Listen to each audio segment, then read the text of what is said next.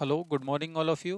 तो ये NCERT exemplar का लास्ट चैप्टर ह्यूमन फिजियोलॉजी का लास्ट चैप्टर है, जिसका नाम है केमिकल कोऑर्डिनेशन और इंटीग्रेशन। इससे पहले हम लोग जो भी चैप्टर कंप्लीट किए हैं उसी क्रम में ह्यूमन फिजियोलॉजी की उसी सीरीज में ये आपका लास्ट चैप्टर है। तो आइए जानते हैं इन क्वेश्चनों को, बड़े अच्छे ढंग से समझते हैं एक एक करके। पहला क्वेश्चन आपके सामने है, select the right match of endocrine gland and their hormone among the option given below.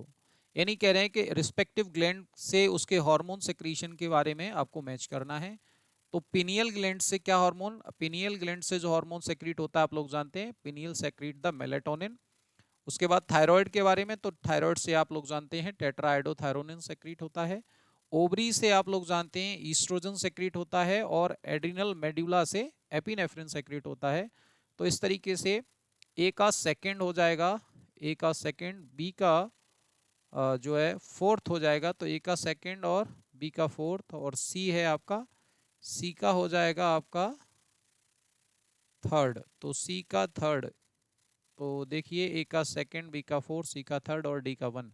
तो आंसर नंबर डी आपका सही हो जाएगा। Now next question, next question है आपका, विच of the following hormone is not secreted by anterior pituitary. तो anterior pituitary से कौन सा हार्मोन सेक्रीट नहीं होता है? ग्रोथ हार्मोन रिलीज होता है, एफएसएच रिलीज होता है, ऑक्सीटोसिन रिलीज होता है ना, और एडिनोकॉर्टिकोट्रोपिक। आप लोग जानते हैं कि ऑक्सीटोसिन पोस्टीरियर पिट्यूटरी से, ऑक्सीटोसिन और एडीएच है ना, ये दोनों हार्मोन आपको याद रखने की जरूरत है, ये दोनों पोस्टीरियर पिट्यूटरी से रिलीज होते हैं, ना कि एंटीरियर से। तो ये हो गया। नेक्स्ट क्वेश्चन क्या है, Mary is about to face an interview but during the first 5 minute before the interview she experience sweating, increase the rate of heart beat, respiration etcetera. Which of the following hormones are responsible for her restlessness. तो आप लोग जानते हैं actually ये restlessness के लिए जो hormone responsible है दैट इज द एड्रिनलिन और नॉर एड्रिनलिन। इनको आप इमरजेंसी हार्मोन के नाम से भी जानते हैं। Now next question. The steroid responsible for balance of water and electrolyte in our body. तो जो स्टेरॉयड हार्मोन है वो कौन है? आप लोग जानते हैं दैट इज एल्डोस्टेरोन, है ना। एल्डोस्टेरोन क्या करता है? ये डीसीटी पर एक्ट करता है किडनी के, और वाटर के एब्जॉर्प्शन को इंक्रीज कराता है। Now next question, thymosin is responsible for. तो थाइमोसिन आप लोग जानते हैं, थाइमोसिन किसके लिए? डिफरेंशिएशन ऑफ टी लिम्फोसाइड, ये इम्यूनिटी से रिलेटेड है एक्चुअली, और ये टी लिम्फोसाइट के डिफरेंशिएशन के लिए रिस्पॉन्सिबल है।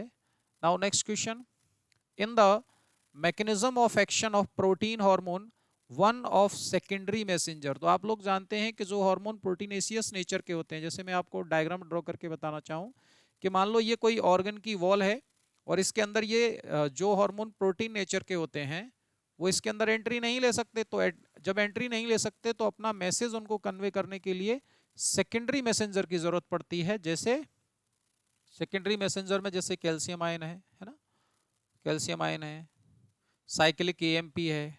तो इस तरीके से इसका आंसर हो जाएगा साइक्लिक एएमपी, है ना, आईपी3 है, ये सारे हार्मोन है, सेकेंडरी मैसेंजर है।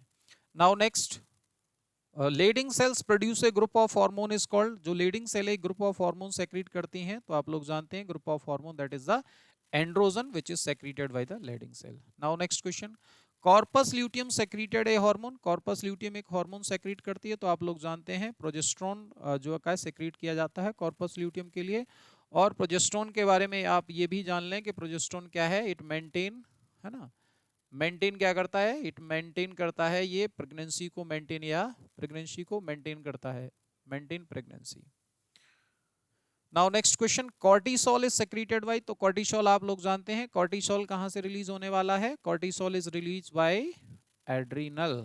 तो एड्रिनल ग्लैंड से आपका कॉर्टिसोल सेक्रेट होता है। Next question, A hormone responsible for normal sleep wake cycle. जो आपकी स्लीप वेक साइकिल है उसको मेंटेन करने वाला कौन है? तो आप लोग जानते हैं that is the melatonin. Melatonin जो है स्लीप वेक साइकिल को मेंटेन करता है। नेक्स्ट क्वेश्चन है, hormones are called chemical signal that stimulate specific target tissue, their action depend on the presence of receptors on the respective target tissue. ठीक है, which of the following is the correct location of the receptor in case of the protein hormone.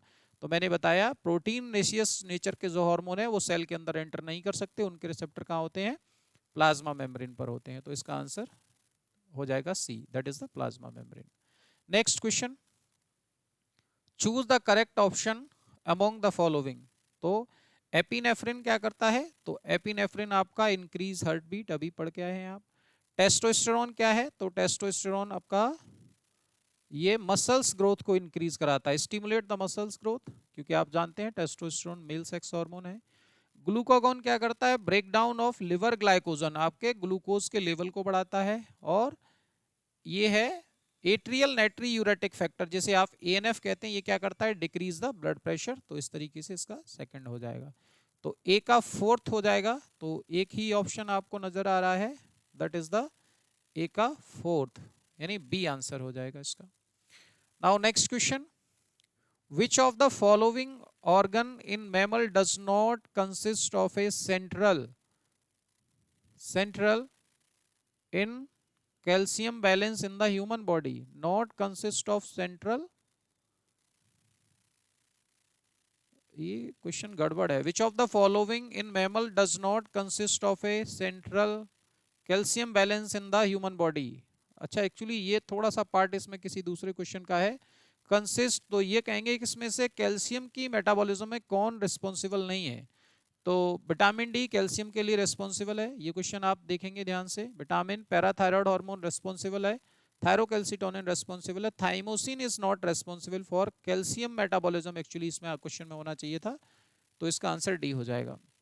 Now which of the following organ in mammal does not consist of a central medullary region surrounded by a cortical region? तो ये question, इसका जो central वाला part है actually ये उधर चला गया है। तो इसमें से सेंट्रल रीजन जो है consist of a central medullary reason.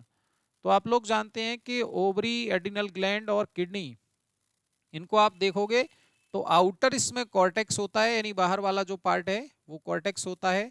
और दूसरा जो अंदर वाला रीजन है, ऐसी इसी तरीके से आप ओवरी में देखेंगे।